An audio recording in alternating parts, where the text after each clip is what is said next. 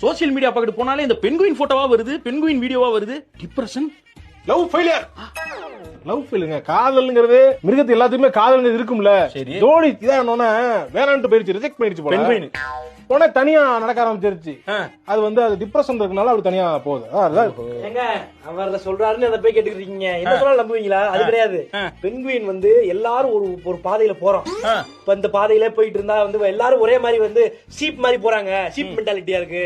நம்ம தனி ஒரு பாதையை உருவாக்கணும் அப்படின்னு இந்த மொத்த ஜெனரேஷனுக்கு எடுத்து வைக்கிறதுக்காக அந்த பெண்குயின் புரட்சித்தனமா அந்த மலையை நோக்கி நடக்குதுங்க. அதை பார்த்து எவ்வளவு பேர் திருந்தி இன்னைக்கு வந்து நம்ம வந்து தனி தைரியமா ஒரு முடிவு எடுக்கணும்னு சொல்லி பசங்க எடுத்துக்கிட்டு இருக்காங்க. இவ்வளவுலாம் கிடையாது. அது டிப்ரெஷன் நடந்து போகுது. டிப்ரெஷன்லாம் ஒண்ணும் கிடையாது. நீங்க என்னதான் வந்து அந்த பெண்குயினை கூட்டு வந்து அந்த கூட்டத்துல விட்டாலும் அது மறுபடியும் தனியா தான் போகும். ஆனா அது தனிச்சு இருக்கணும்.